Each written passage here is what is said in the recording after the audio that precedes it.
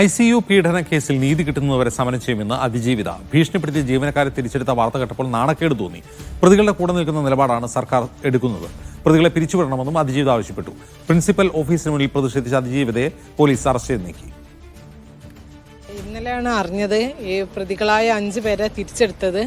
അപ്പം ഭയങ്കര വിഷമം തോന്നി, ഒരു നാണക്കേട്, എനിക്ക് തന്നെ ഒരു നാണക്കേട് തോന്നി. കാരണം പ്രതികളെ സംരക്ഷിക്കാനാണ് എപ്പോഴും സർക്കാർ ശ്രമിക്കുന്നത്. പ്രതികളെ സംരക്ഷിച്ചുകൊണ്ടാണ് ഒരു അതിജീവിത കൂടെ ഉണ്ടെങ്കിൽ അവർ കൂടെ നിൽക്കാത്തതാണ് നല്ലത്. അപ്പോൾ എനിക്ക് എന്തായാലും നീതി കിട്ടാൻ വേണ്ടി ഞാൻ ശ്രമിക്കും. ഇതിൽ സത്യസന്ധമായ നീതി കിട്ടുന്നവരെ ഞാൻ സമരം ചെയ്യും. ദൃശ്യ പുതിയടുത്ത് വിവരങ്ങളുമായി ചേർന്നു. ദൃശ്യ, എന്തുകൊണ്ടാണ് ഇന്ന് അവർ ഈ കോഴിക്കോട് മെഡിക്കൽ കോളേജിന് മുമ്പിൽ പ്രതിഷേധിച്ചത്?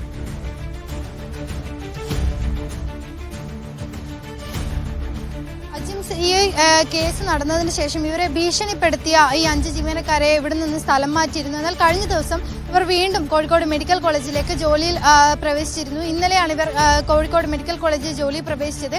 എന്തായാലും ഈ ഒരു സംഭവത്തിൽ പ്രതിഷേധവുമായാണ് ഇന്ന് രാവിലെയോടെ അതിജീവിത മെഡിക്കൽ കോളേജ് പ്രിൻസിപ്പലിന്റെ ഓഫീസിന് മുന്നിൽ എത്തി പ്രതിഷേധിച്ചത്. പ്രിൻസിപ്പലിനെ കണ്ട് സംസാരിക്കണമെന്നായിരുന്നു ആവശ്യം ഉന്നയിച്ചത്. എന്നാൽ പ്രിൻസിപ്പലിന്റെ ഭാഗത്ത് നിന്ന് ഇവർക്ക് കൃത്യമായ മറുപടി ലഭിച്ചില്ല. അതുകൊണ്ട് തന്നെ ഇവർ അല്പസമയം ഈ പ്രിൻസിപ്പൽ ഓഫീസിന് മുന്നിൽ കുത്തിയിരുന്ന് സമരം ചെയ്തു.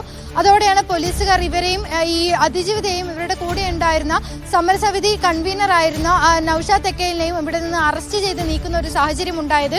എന്തായാലും ഈ 5 പേരെ ഈ ജോലിയിൽ ഇവരെ ഭീഷണിപ്പെടുത്തിയത് കൊണ്ട് സ്ഥലം മാറ്റിയ 5 പേരെയും കഴിഞ്ഞ ദിവസമാണ് ജോലിയിലേക്ക് പ്രവേശിച്ചത്. ഇവർ ട്രിബ്യൂണൽ ഉത്തരവുമായി വന്നതുകൊണ്ടാണ് ഈ തിരികെ ജോലിയിൽ പ്രവേശിപ്പിച്ചത് എന്നാണ് ഈ മെഡിക്കൽ കോളേജ് പ്രിൻസിപ്പലിന്റെ ഭാഗത്തു നിന്നുള്ള വിശദീകരണം വരുന്നത്.